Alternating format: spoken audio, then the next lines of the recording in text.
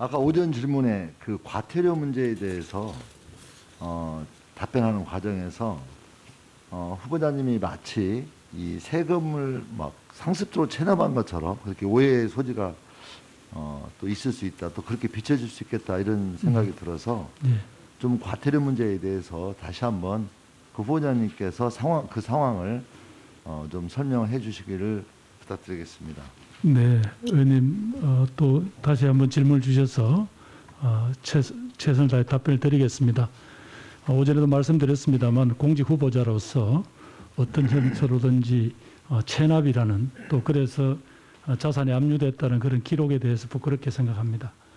다만 변명을 드리자면 지적하신 30여 차례 체납의 3분의 1을 차지하는 부분이 1996년부터 2003년까지 정말 저희 집이 어렵고, 물론 제가 뭐 의원이 되긴 했습니다만 여러 가지 가정살림의 책임을 못 져서 여러 가지 제가 어려움에 고생을 시킨 제 아내가 당시에 컴퓨터를 납품하거나 유지 보수하는 그런 회사를 경영을 했었습니다. 물론 기술직 포함해서 한 5분이 하는 그런 조그만 회사였습니다만은 그런데 아마 저 회사의 위치에서 아마 좋은 자리에는 아니었던 모양이고 아마 주차 시설이 부족했던 것 같습니다. 그러다 보니 그 근처에서 자주 아마 주차 위반 혹은 주정차 위반으로 딱지가 끊겼던 것 같은데, 당시에 혼자 뭐 영업도 하고 납품도 하고 이러다 보니까 아마 그런 것을 세세히 참기질 못한 것 같아서 늘 그 문제에 대해서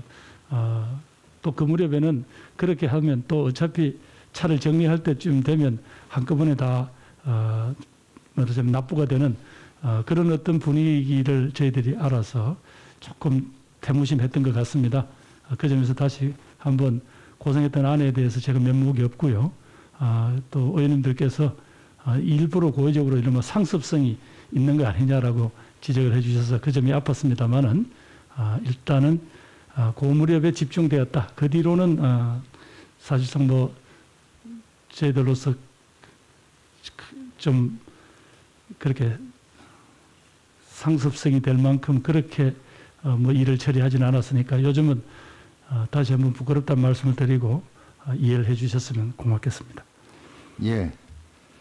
거기서 조금만 더 말씀드리면 그뿐만 아니라 그 차량을 당시에 저희 집사람 이름으로 차량이 2대가 등록이 되어 있을 것 같은데 2대 다 아마 영업용으로 쳤던 것. 하나는 티코고 하나는 2대가 한번 25번 그렇게 아마 딱지가 끊겼던 것 같습니다. 그 점은 다시 그렇게 생각합니다.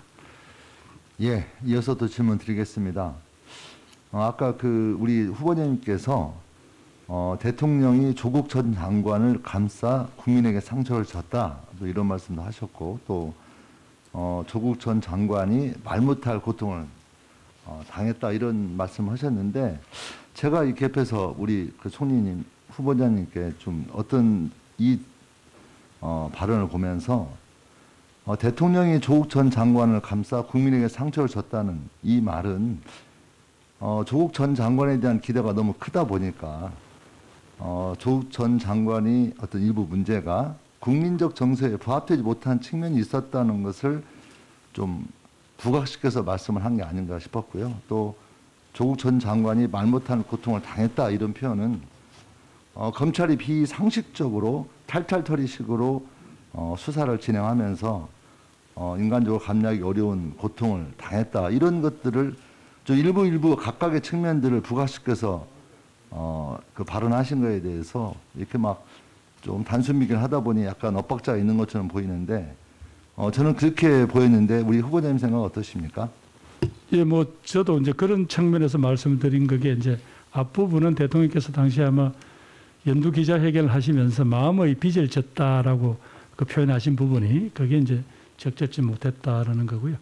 뒤에 이제 제가 전당대회를 하면서 대의원들한테 그 당시에 아마 검찰 개혁이 주요 화두였으니까 검찰이 그런 방식으로 사람을 탈탈 터는 것이 과연 이게 옳은 우리가 생각하는 사회 정의와 이게 부합하느냐 하는 그런 측면에서 말씀드렸던 건데, 뭐 아까 지적하신 대로 보시는 분에 따라서는 말을 바꾼 거 아니냐는 비판이 있을 수도 있겠습니다.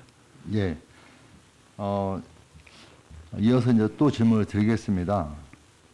국가 전체의 지속 가능한 성장을 위해서는 이 국가 균형 발전이 굉장히 중요한 요소이죠. 예. 그리고 다만 현재 우리 대한민국이 이 국토 균형 발전, 전국적 균형 발전이 상당히 어려운 방향으로 가고 있습니다. 수도권의 인구 비중이 지방 인구를 넘어서서 50%가 넘는 인구가 수도권에 살게 되고요. 2030년, 50년 가게 되면 그 비중이 점점 늘어날 것으로 예상되고 있습니다. 그러다 보니까 국토 균형 발전에 대해서는 좀 더 매우 이렇게 좀 줄기차게 또 노력을 해야 된다고 생각을 하는데요. 이번에 제4차 철도망 계획안이 발표가 됐습니다. 네. 이 4차 철도망 계획안이 발표가 됐는데 저는 이게 수도권 중심의 어떤 그를 더 강화시킬 수 있는 그런 위험성이 있는 그런 계획안이라고 보여지고요. 여러 가지 다양한 형태를 통해서 좀 수정되고 좀 더 신중하고 디테일하게 변화가 필요하다고 생각되어지는데요.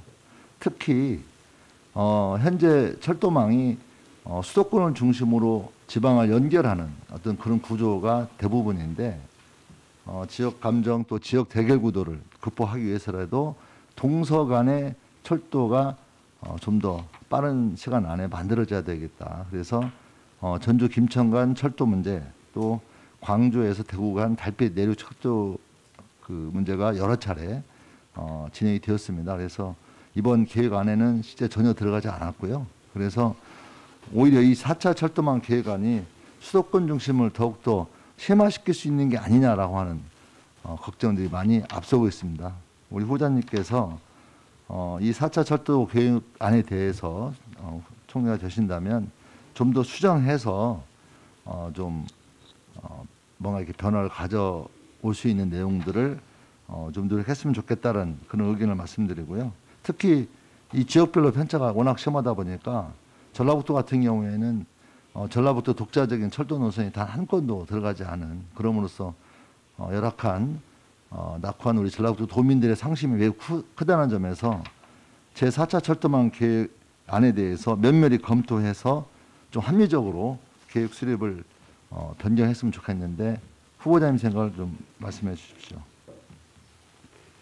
예, 의원님 지적하신 대로 지금 이제 정부안이 제출됐는데 그 내용을 여러 가지 아마 검토하고 수정할 수 있는 시간이 좀 있는 것 같습니다. 최종안은 6월 말에 결정이 되는 걸로 알고 있습니다. 그럼 위원님께서 말씀하신 대로 전통적인 방식의 예비 타당성 이런 잣대만 들이대면 사실 지방에는 기회가 주어지지 않습니다. 그래서 그런 부분들을 제가 신임 국토부 장관이나 이런 분들께 여러 위원님들의 그런 우려 또 많은 지방에 사시는 국민들의 그런 답답함 이런 문제를 정확하게 전하도록 하겠습니다.